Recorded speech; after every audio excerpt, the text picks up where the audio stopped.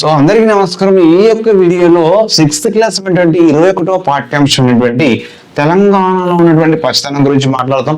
మరి ఇది last class already మొత్తం వీడియోస్ కూడా ఈ దీంతో 6th క్లాస్ ఉన్నటువంటి టోటల్ వీడియోస్ అనేది మీరు చూడొచ్చు. సో ఈ వీడియోస్ కూడా please subscribe channel like share friend మిత్రులందరూ షేర్ చేయండి. సో లైక్ చేయండి, ఒక కామెంట్ చేయండి. మీరు ఎంత క్లాస్ని కూడా ఒక లైక్ మీ కామెంట్ కోసం నేను చూస్తున్నాం. నెక్స్ట్ వచ్చేసి మరి ఇక్కడ చూసినట్లయితే ఈ పాఠంలో ఉన్నటువంటి ప్రధాన అంశాలు ఏంటంటే తెలంగాణ రాష్ట్రం అనేది 15 డిగ్రీల 46 నిమిషాల 19 డిగ్రీల 47 నిమిషాల ఉత్తర అక్షాంశాల మధ్య ఉంది. ఉత్తర అక్షాంశాల మధ్య. సో 77 డిగ్రీల 16 నిమిషాల 81 డిగ్రీల 43 నిమిషాల తూర్పు రేఖాంశాల మధ్య విస్తరించింది తెలంగాణ. ఎన్ని డిగ్రీల మధ్య వచ్చింది? 15 డిగ్రీల 46 నిమిషాలు 19 డిగ్రీల 47 డిగ్రీలు 47 నిమిషాలు ఉత్తర అక్షాంశాల మధ్య, 77 డిగ్రీల 16 నిమిషాల 81 డిగ్రీల 43 నిమిషాల తూర్పు రేఖాంశం మధ్య విస్తరించి. ఇది ఏ పీఠభూమిలో ఉంది? సో తెలంగాణ ఆల్మోస్ట్ మొత్తం కూడా దక్కన్ పీఠభూమిలో ఉంది. అందుకనే తెలంగాణలో ఉన్న పీఠభూమిని ఏమని పిలుస్తారు? తెలంగాణ పీఠభూమి అని పిలుస్తారు. తెలంగాణలో ఉన్నటువంటి పీఠభూమిని దక్కన్ పీఠభూమిని ఏ పేరుతో పిలుస్తారంటే తెలంగాణ పీఠభూమి అని పిలుస్తారు. ఏమని పిలుస్తారు? తెలంగాణ పీఠభూమి పిలుస్తారు. సో మరి ఈ ప్రాంతం ఎలా ఉంది సార్ అంటే తెలంగాణ ప్రాంతం అంతా కూడా అర్ధశుష్క ప్రాంతంలో ఉన్నది. ఏ ప్రాంతంలో ఉన్నది? అర్ధశుష్క ప్రాంతంలో ఉంది.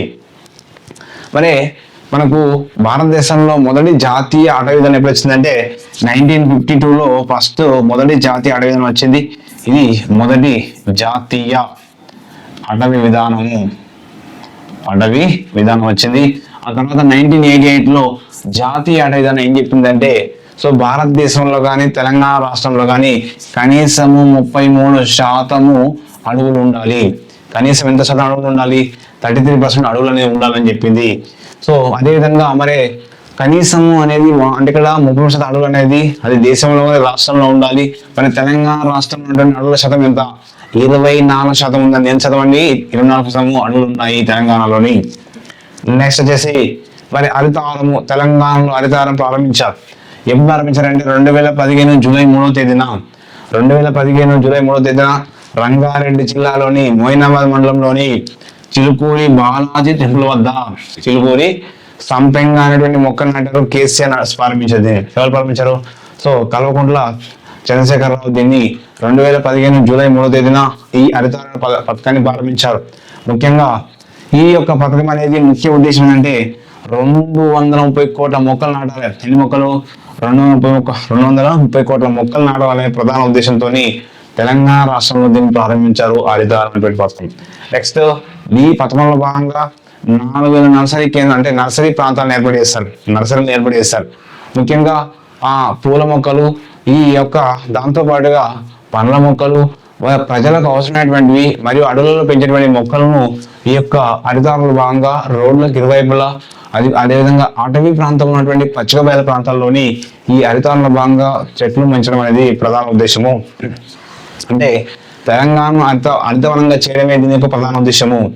4000 నర్సరీలు 230 కోట్ల మొక్కలు నాటాలనుకున్నారు. మరి దీని యొక్క నినాదం ఏంటంటే ప్రతి ఒక్కరు ఒక మొక్క అనేటువంటి నినాదంతో ప్రతి పాఠశాలలో కూడా మొక్కలు నాటడం ఉద్దేశంతో ఈ యొక్క అంశాన్ని హరితహారం ప్రారంభించారు. మరి ఈ యొక్క హరిత మొక్కలు నాటాలనే మొక్కల పరిపాలన అంటే మొక్కలు ఏ విధంగా పెరుగుతున్నాయి అనే అంశాన్ని తెలుసుకోవడం కోసము జియో ట్యాగింగ్ ద్వారా పరిశీలన చేస్తారు. దేని ద్వారా పరిశీలన చేస్తారంటే జియో ట్యాగింగ్ ద్వారా పరిశీలన చేస్తారు. మరి భారతదేశంలో మరొక ఇంపార్టెంట్ ఈ యొక్క టాపిక్ నుంచి తప్పకుండా ఒక గ్యారంటీ ఒక మార్క్ వస్తుంది. ఏంటి సార్ అంటే భారతదేశ ఫారెస్ట్ మ్యాన్ ఆఫ్ ఇండియా అంటాం. సో భారతదేశ ఫారెస్ట్ మ్యాన్ ఆఫ్ ఇండియా ఎవరు పిలుస్తారంటే జాదవ్ మొలాయ్ పయోంగ్ను సో భారతదేశ ఫారెస్ట్ మ్యాన్ ఆఫ్ ఇండియాగా పిలుస్తారు. ఏ రాష్ట్రంలో సార్ అంటే అస్సాంలోని జాదవ్ మొలాయ్ పయోంగ్. ఇక్కడ జోర్హాట్ సో జోర్హాట్ అనేటువంటి జిల్లాలో ఒక అటవీ కార్మికుడిగా పనిచేస్తూ ఉంటాడు. ఎవరు సార్ అంటే జాదవ్ మొలాయ్. ఈ జాదవ్ మొలాయ్ పయోంగ్ అనేటువంటి వ్యక్తి అస్సాంలో ఒక అటవీ కార్మికుడు పనిచేస్తూ ఉంటాడు. 16వ ఏట 1979లో సామాజిక అటవీ కార్యక్రమాన్ని ప్రారంభించారు. ఈ ప్రాజెక్టు సుమారుగా 5 సంవత్సరాలు కొనసాగింది. ఈయన 16వ ఏట నుంచి మామూలుగా 1979లో సామాజిక అటవీ కార్యక్రమంలో భాగంగా 5 సంవత్సరాలు కొనసాగింది. మరి కొనసాగిన తర్వాత ఈ ప్రాజెక్ట్ అనేది ముగించింది. అంటే ముగించడం జరిగింది. ముగించిన తర్వాత ప్రాజెక్ట్ పూర్తి కాగానే అందరూ కూడా వెళ్ళిపోవడం జరిగింది. అంటే దాంతో అందరూ స్టాప్ అయ్యి చెట్ల మొక్కలను ఆపేస్తారు. కానీ ఇక్కడ ఈయన ఎవరు సార్ అంటే మన జాదవ్ మొలాయ్ జాదవ్. సో కూడా జాదవ్ మొలాయ్ ఏం చేస్తాడంటే వీళ్ళందరూ వెళ్ళిపోయిన తర్వాత కూడా సొంతంగా 20 సంవత్సరాల పాటుగా బ్రహ్మపుత్ర నది యొక్క ఇసుక తిన్నెల పైన ఎన్ని సంవత్సరాల తరంటే 20 సంవత్సరాల పాటు బ్రహ్మపుత్ర నది ఇసుక తిన్నెల పైన 1360 ఎకరాల విస్తీర్ణంలో 1360 ఎకరాల విస్తీర్ణంలో ఆయన ఏం చేస్తారంటే మొత్తం చెట్లన్నీ పెంచాడు. ఆ అడవిని ఏమంటారంటే మొలాయి అడవి అంటాం. మొలాయి అడవి అని పిలుస్తాం.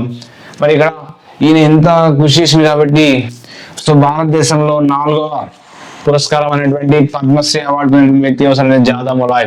అందుకే ఇవన్నీ చేయడం వల్ల, ఈ అడవులు పెంచడం వల్ల ఇతను ఏమంటారంటే భారతదేశ ఫారెస్ట్ మ్యాన్ ఆఫ్ ఇండియా ఎవరు పిలుస్తారంటే జాదవ్ మొలాయ్ అని పిలుస్తారు.